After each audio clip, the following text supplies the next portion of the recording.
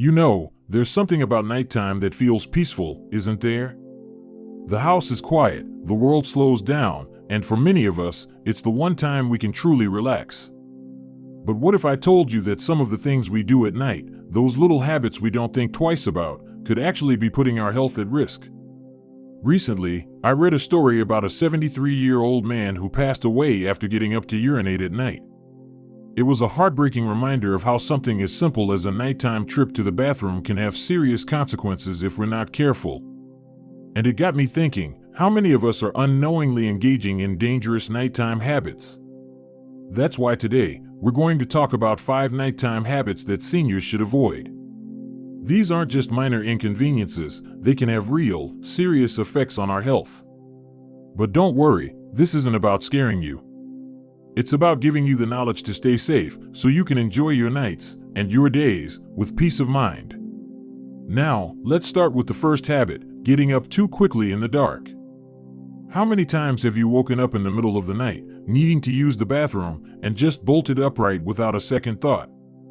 It's something we've all done, but here's the problem: when we stand up too fast, especially in the dark, our blood pressure can drop suddenly.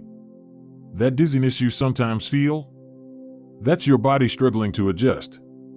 For some, it can even lead to a fall, and as we get older, falls become much more dangerous. So, what's the solution? Take it slow. When you wake up, sit on the edge of the bed for a few seconds.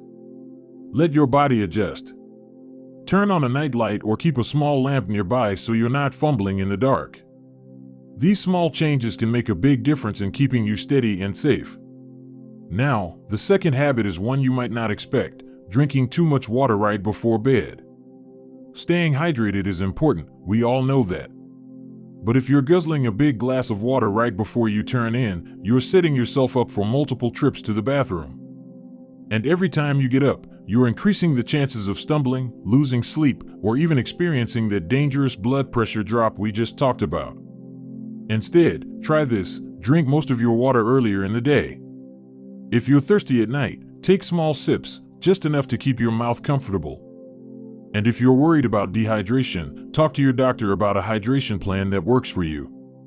These first 2 habits might seem small, but they're the foundation of safer nights. And now that we've covered them, let's move on to the next one, because there's more we need to talk about to keep you safe and sound. Now, let's talk about something that might surprise you: skipping night lights or leaving hallways completely dark. It's easy to think, I've lived in this house for years, I know my way around blindfolded. But here's the truth: our eyes don't adjust as quickly to darkness as they used to. What was once a familiar path can become a hazard if we can't see where we're stepping.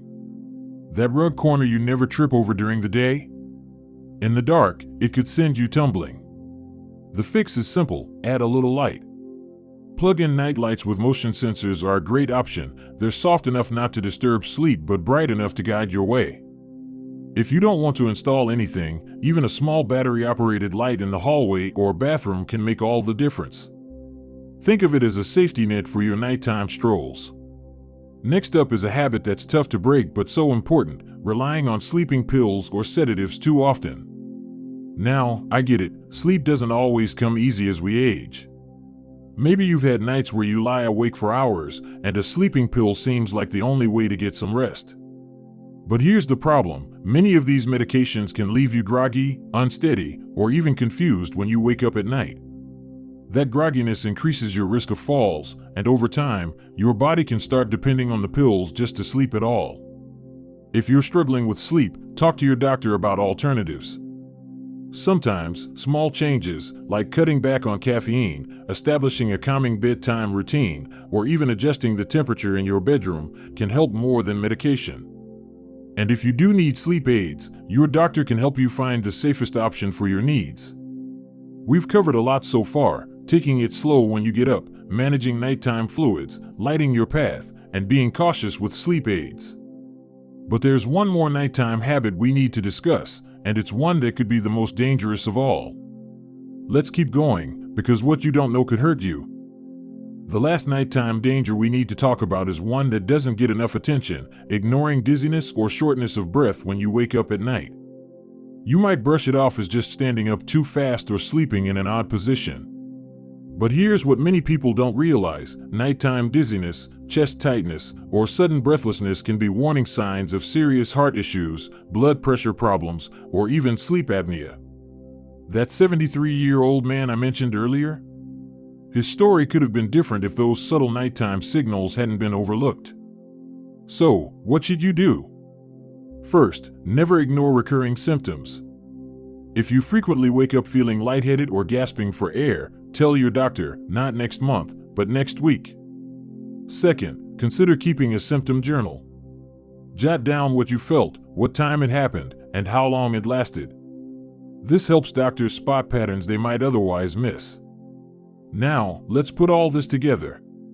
We've talked about 5 nighttime habits that might seem harmless but can quietly put seniors at risk. Jumping out of bed too quickly. Drinking large amounts of water before bed.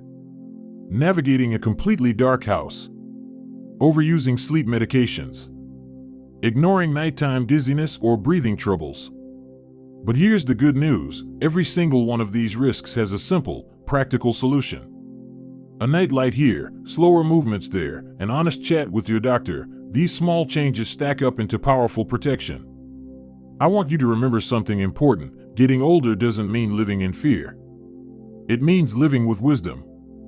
You've spent decades learning how the world works. Now you're learning how your body works at this wonderful stage of life. And that knowledge?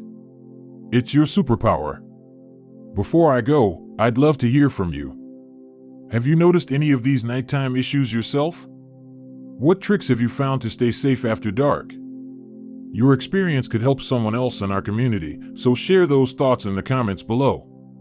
If this video helped you, do me a favor, give it a thumbs up and share it with a friend or family member.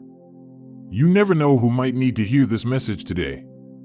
And if you're new here, hit that subscribe button. We're all about practical tips to help you live your fullest, healthiest life after 60. From all of us here, thank you for watching. Here's to your health, your safety, and many more peaceful nights ahead. Remember, you're not just adding years to your life, you're adding life to your years. Take care, and we'll see you next time.